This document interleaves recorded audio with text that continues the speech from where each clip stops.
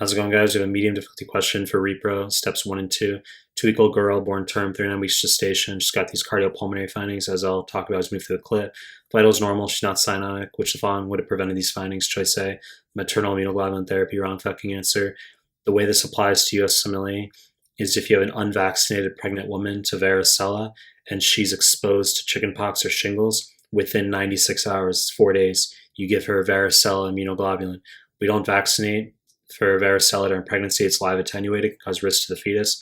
Normally, you give the varicella vaccine within outside of 1 month prior to conception. Okay, don't give within 1 month prior to conception if possible, but within that 96-hour window, if she's exposed while pregnant, you can give her the immunoglobulin. Choice A, wrong fucking answer. Choice B, maternal vaccination, wrong fucking answer. 2 points you gotta know for USMLE. The first is don't give live attenuated vaccines to pregnant women, MMR, varicella. Second point, it's going to be point 2A, 2B actually. So 2A is we give flu vaccines safely that killed intramuscular at any point during the pregnancy, and it'll be fall or winter. Okay, it's a family medicine tangent as well, but it's safe during pregnancy. We don't give the intranasal live attenuated flu vaccine. That's 2A. Point 2B is we can safely give the hepatitis B vaccine during pregnancy if she's unvaccinated. Choice B, wrong fucking answer. Choice C, neonatal antimicrobial therapy, wrong fucking answer. So comment I could make regarding this, maybe neonatal toxo. It's going to present as a triad of hydrocephalus, chorioretinitis, intracranial calcifications. You would give the kid sulfadiazine pyrimethamine. Okay, it's how you treat toxo. Trimethoprim sulfamethoxazole is a prophylaxis for toxo. It's not the treatment. There is 1-2CK in the ME question where they list both of those answers, and you have to know sulfadiazine pyrimethamine is correct as the treatment, but trimethoprim sulfamethoxazole is the prophylaxis. Choice C, wrong fucking answer. Choice D, neonatal immunoglobulin therapy, wrong fucking answer. So 2 points I'm going to make. Number 1, hepatitis B is you're going to give it the Hep B immunoglobulin to the neonate if the mom is confirmed positive for Hep B or her status is unknown. Now, this is going to get annoying, okay? So you would give the normal vaccine schedule for Hep B. So you give the neonate Hep B vaccine, and then at 2 and 6 months, you don't give 4 months anymore. So you give the vaccine as normal at birth. And then you also give the immunoglobulin to the neonate if the mom is positive or her status is unknown. I say it's a bit annoying because I've mentioned in the past at some point, I'm sure, that you only give the Hep B immunoglobulin to the neonate to an unknown status mom. If the mom's status is unknown, if that laboratory test eventually comes back positive for the mom. So you withhold the immunoglobulin until her status comes back positive. That's not the case anymore. If her status is unknown, you just automatically give the immunoglobulin to the kid plus the ordinary vaccine schedule.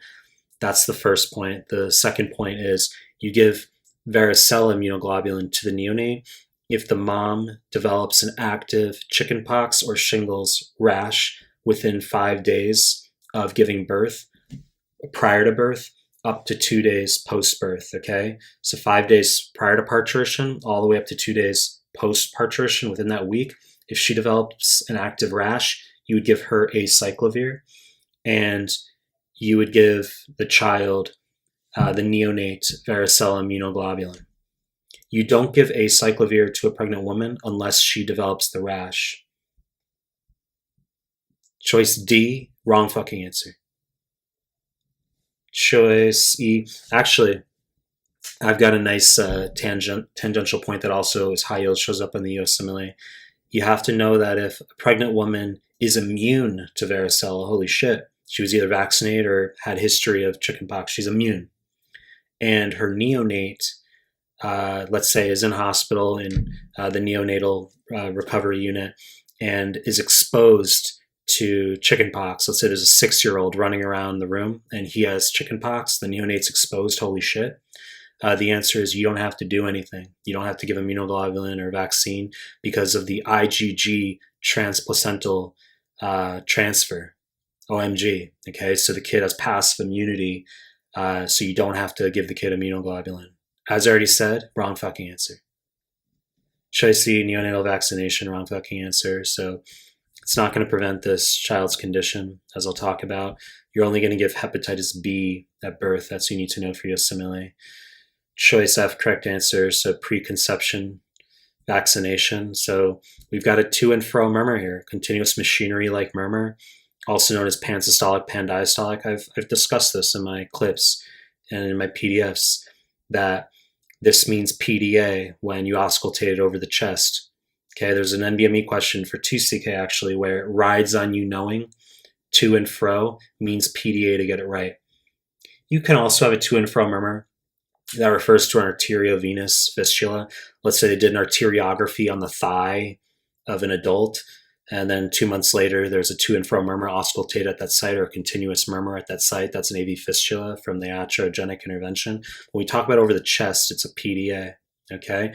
And this is congenital rubella syndrome. That's the pass level point. I mean, it's more difficult overall with these answer choices, but medium difficulty question. But you need to know that congenital rubella syndrome, okay, Torch's infection, congenital rubella causes PDA, Panductus arteriosus.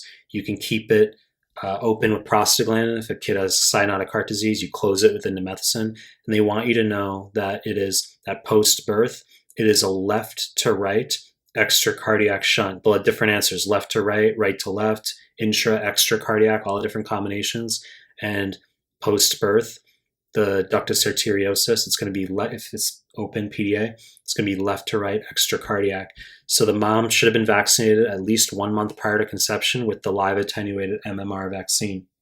And that would have prevented this. Okay, we don't give it during pregnancy, as we said. Choice F, correct answer.